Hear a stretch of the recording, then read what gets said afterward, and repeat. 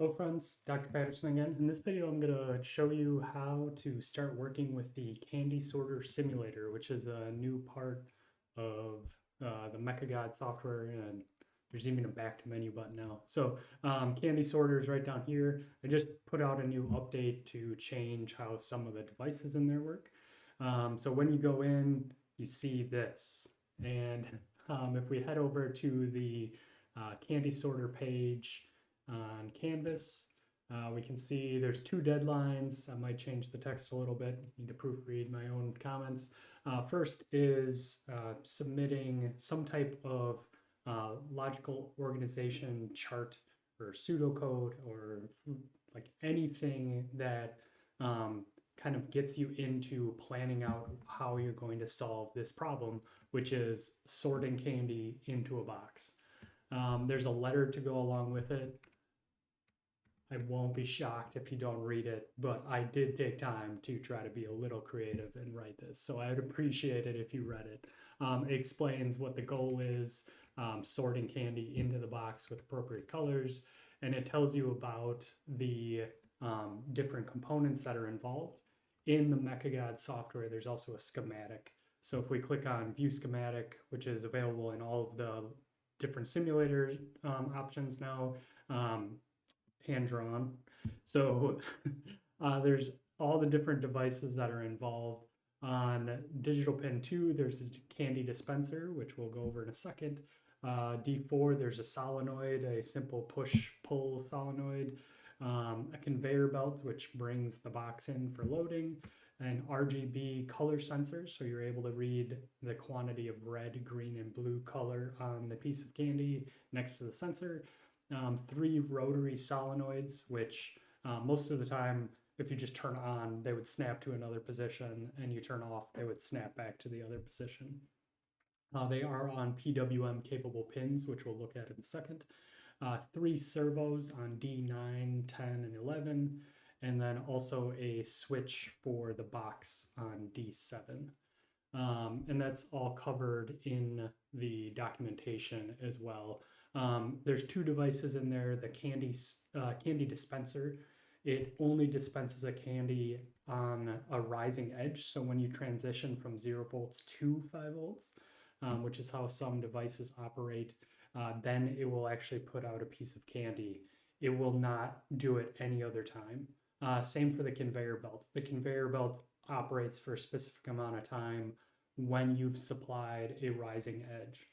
So again, transition from 0 volts to 5 volts. We'll look at that in a second. The goal, again, to sort candy, you have to put good candy into the box that shows up, which the box will show up down here underneath. If you send any good candy to the disposal, which is this kind of trapdoor looking thing down here, an error light will show up here, which I'm sure we'll get it to show up during testing. If bad candy, which is the brown candy, goes back up the return chute, then an error will show up. Or if you essentially ship out a box with any incorrect candy counts for any one of the colors, or you incorrectly sorted a candy, it will throw an error. So your whole goal is to continuously operate this machine without any errors showing up. Just some basic documentation here, which this is really the same thing that you can find. This is the very brief version of what you can find on my website for the different functions that are available in the MechaGod software. So if we wanted to try those out, we can head over to MATLAB and say, well, the first thing I need to do is create a connection to the MechaGod software. Just very essentially very similar how you'd set up one or a connection to the Arduino board. So let's first clear all and close all.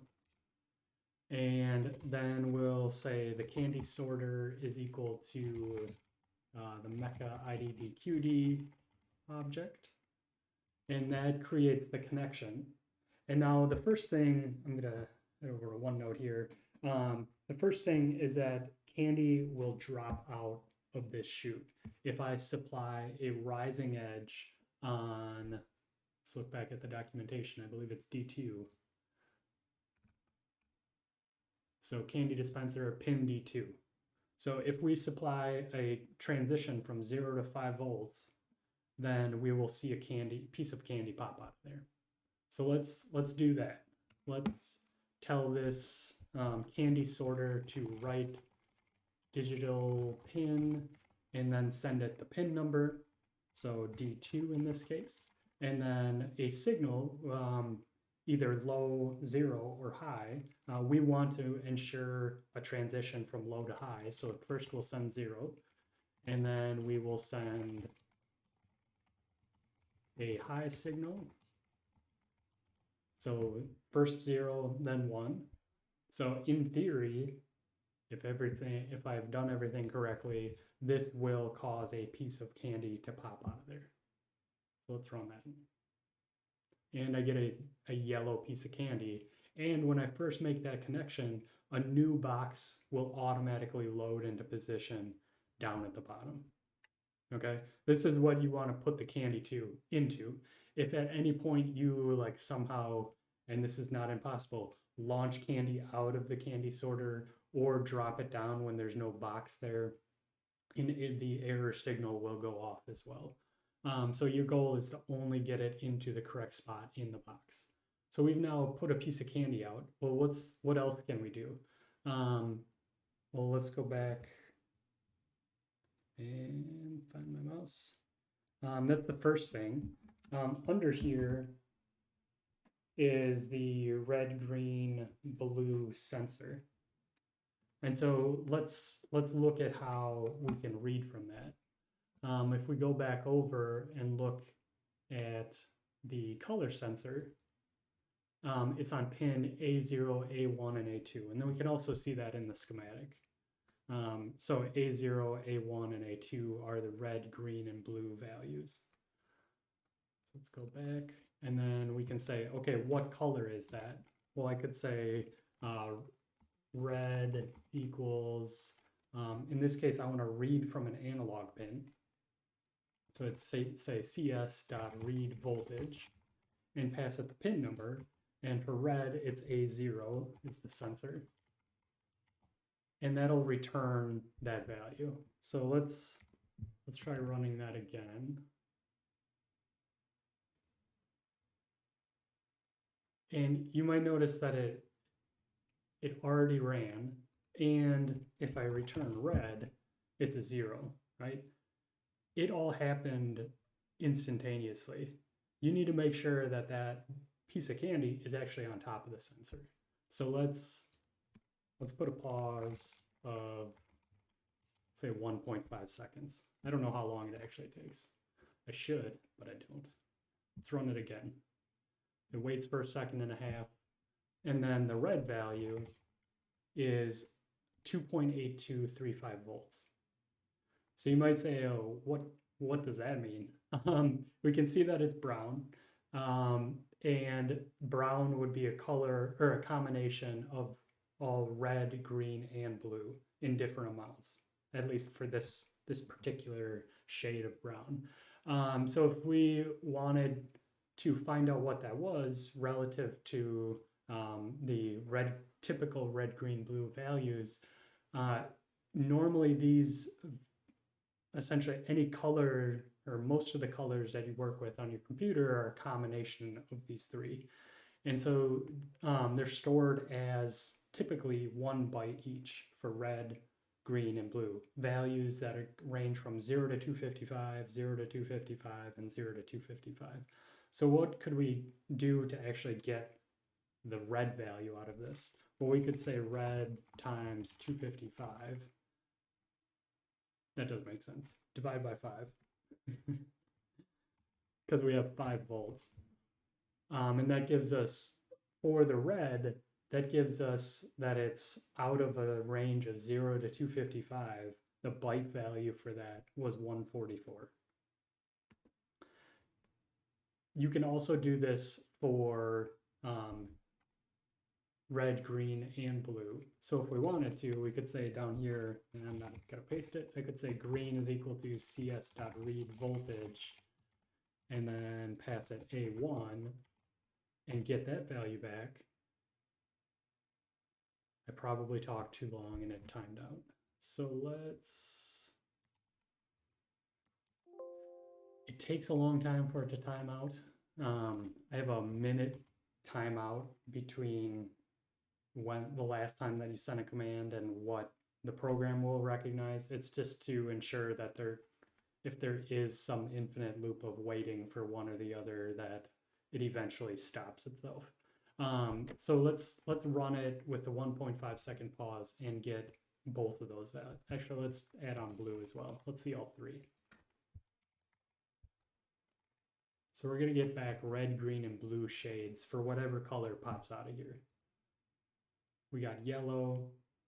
So we're going to see that that is a combination of 5 volts for red, 4 volts for green, and 0 for blue. And so now hopefully you can see how you'll need to figure out what those are for the different candies. And there are, the candy colors include yellow, orange, red, purple, blue, and then also a brown color. So we've got now a way to sense what the color is. We need some way to actually push it towards the rest of this. And that's where the solenoid comes in. We can say the solenoid, if we look at the schematic right here, D4. D4 is the solenoid that will push the candy. So let's go back and say CS, and we can write digital pin. It's just an on-off device. D4 is a simple on-off signal. We can't do PWM with it. So we can say write to D4, and we want to write a signal of on or 1. So let's do that. Let's run it again. You can see the candy gets pushed down and it falls in the box. It was perfectly timed so that it was the right color and it fell down that trap and the box was in place. So now we've got a way to push candy. Some of the diverters are currently in an up position and some of them are down. So let's look at the schematic again. For D3, D5, and D6, which are the first 3 trapdoors on there, you've got rotary solenoids. For the second 3, you've got D9, D10, and D11, and those are servos. So if we go back, this is the default position for the rotary solenoids, and perfectly horizontal is the default position, or 90 degrees, for the servos. So 1, 2, 3 for yellow, orange, and red, and then 4, 5, 6 for blue, or sorry, purple, blue, and then the disposal, which should be brown only. So let's say now we want to control one of the rotary solenoids. We can do that one of 2 different ways. The first is just on-off signal. So if we wanted to tell that solenoid to turn on, we could say cs.write digital pin, and the first one is D3. So let's pass it D3, and then pass it a value of on. And if we run this, you can see it actually snapped to a different position. Unfortunately, it's not a great position. So what we need to do is use the other way to control it, to hopefully better control where it snaps to. So on the next one, I could do pin D5, which is the second one. So let's say CS. In this case, we could write a PWM voltage. We only want this thing to go part way, which is kind of what's cool about solenoids. You don't have to just have them be on or off. You can control them.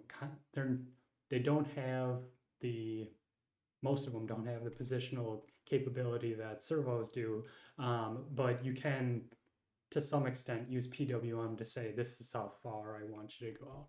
So we can say cs.write PWM voltage, and we'll pass it D5, and then we can pass it the voltage we want. Let's say we want to write a voltage. Let's see where halfway gets us, 2.5 volts.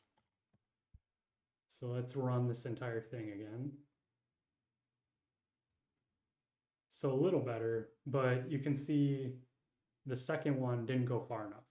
So you'll have to tune in or kind of tune the value on there to figure out what you need to move it to hopefully divert the candy down or let it pass over. The next type is the servos, and we only have one way to control those servos, and that's using PWM, but again on that range of 0.5 milliseconds to 2.5 milliseconds over the total of 20 millisecond timing for the cycle. So if we wanted to do that, we would use one of the servo objects just like we have been. So we can set up here, or even after this, let's put in some comments first. I'll share this code with you guys so you have examples. Dispense candy. This is get candy color values. D4 would be push solenoid out. D3 would be the first lever would be turn solenoid to final position, because again with just simple on or off it's either initial position or final position. And then the last one would be variable control of rotary solenoid position. Okay. And then this next one, we want to create a servo object.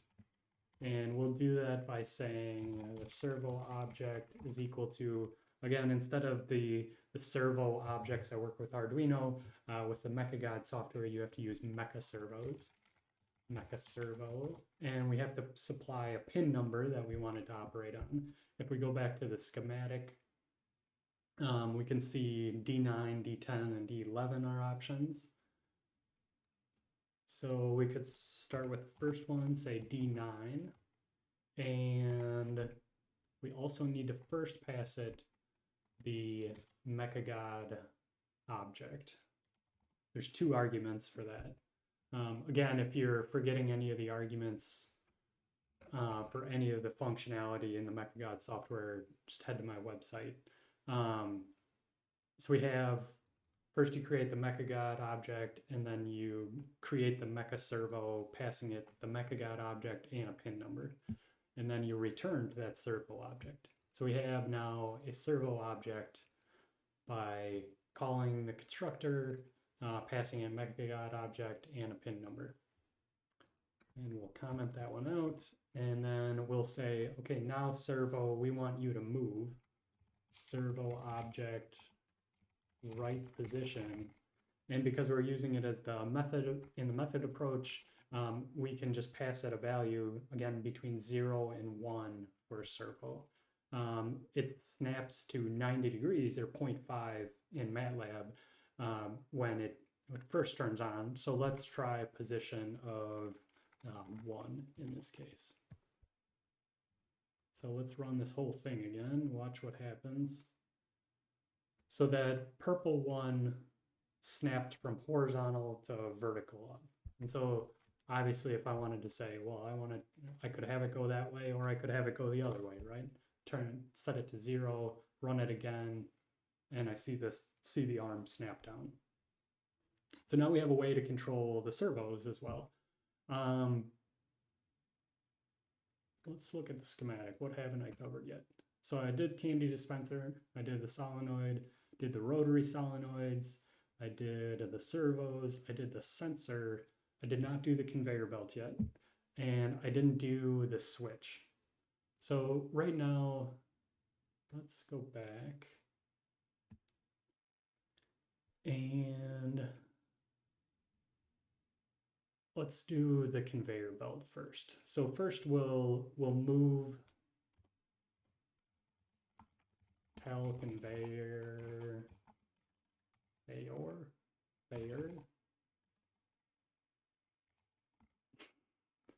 belt to move. So again, the device on this one, how did I spell it on here? I gotta look up spelling on that one. So give me a second.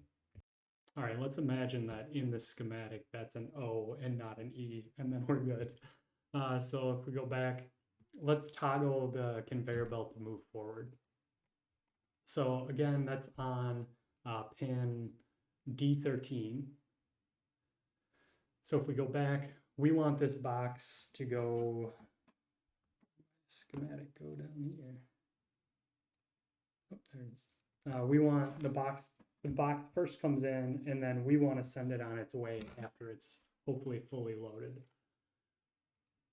So we can go for the candy sorter object, write digital pin. Again, it's on a rising edge for that one. So I want to make sure that it's 0 first and then transitioning to 1. I know the machine defaults to 0 initially, but if you want to ensure that whenever you're toggling or whenever you want a new box, you will get the behavior as expected, it would make sense to first toggle it low and then toggle it high. And we can get that rising edge out of there so that it does what it's supposed to. So we'll tell it to write to digital pin D13, and we'll send it a signal of 0, and then we'll do the same thing and send it a signal of 1. And so after it writes the position to the servo, we should see the box move out of there. Let's run this whole thing. So box shows up. I told it too early. So again, everything needs to be in place for it to work correctly, right? Like I can't tell the box to leave when it's still moving. So I need to supply a rising edge when the box is actually stationary in position. So let's pause for 5 seconds and just make sure that box is in position, and then we'll toggle it.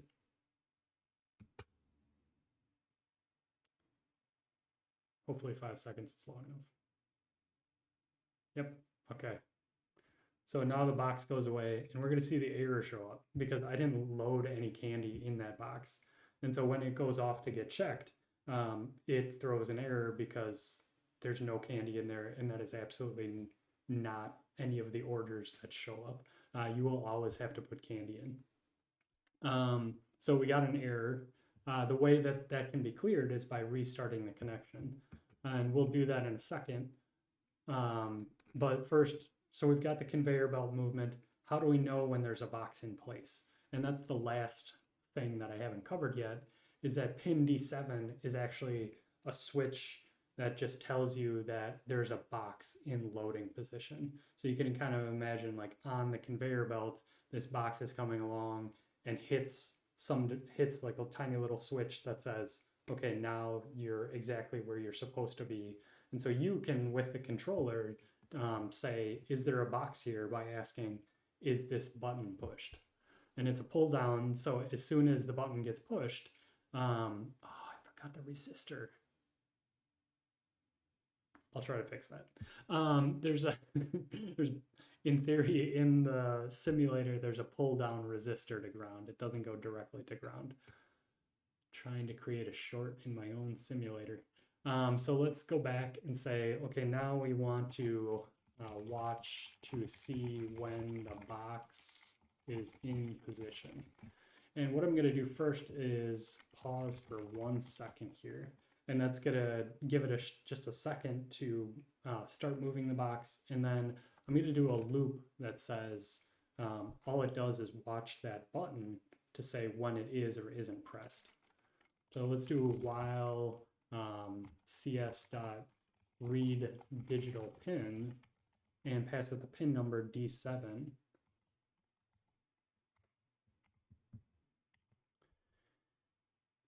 And we could either say is equal to 0 or not cs.read digital pin D7. We'll leave it at that. I know some of you prefer the actual comparison in there. So we're comparing it to 0 When it's not pressed, it's a 0. When it is pressed, it's a 1.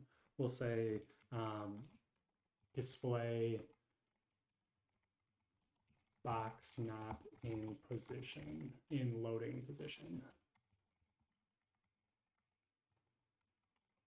And then afterwards, as soon as that's done, let's put a pause in there so it doesn't do it 8,000 times.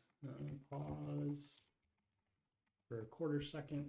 And then afterwards, we will say display box in loading position. All right, let's go through this real quick. First, create the MechaGod object.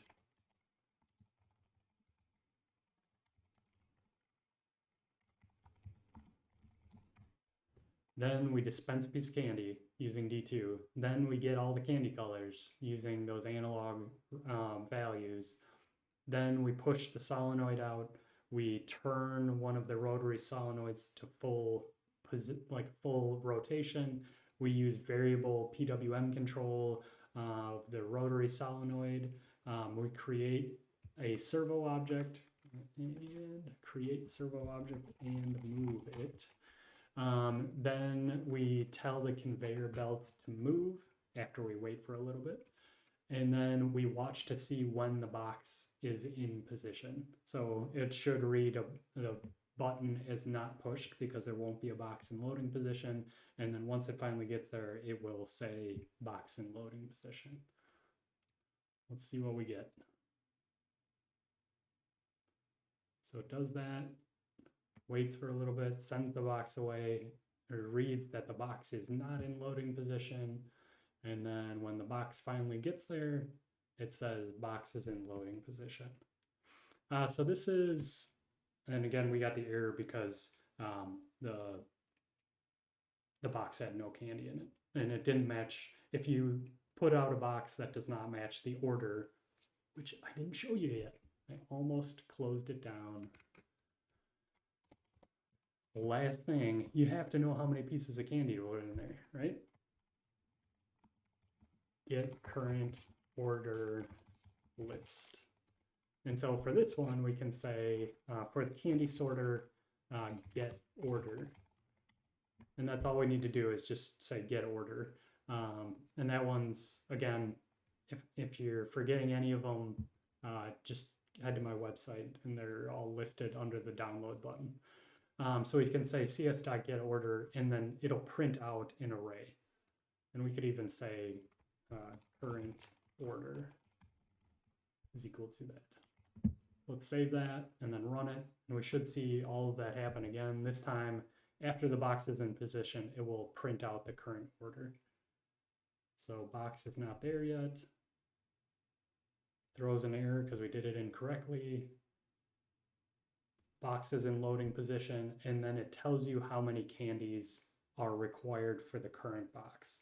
So 2 yellow, 3 orange, 6 red, 4 purple, and 1 blue. These are all randomly generated values each time, and the candy color is randomly chosen each time. I realize that sometimes when you just roll that random number generator over and over and over again, there will be times when the color or the piece of candy that you are waiting for takes a really long time. And I fully understand the pain because I had to go through all the testing to make sure this worked right. So now it's on you. That's all I've got for showing you how to work with the candy sorter. If you've got any questions about what's due through Canvas or any questions about operating the simulator, feel free to send me a message on Teams or email or whatever other method you choose. See you later.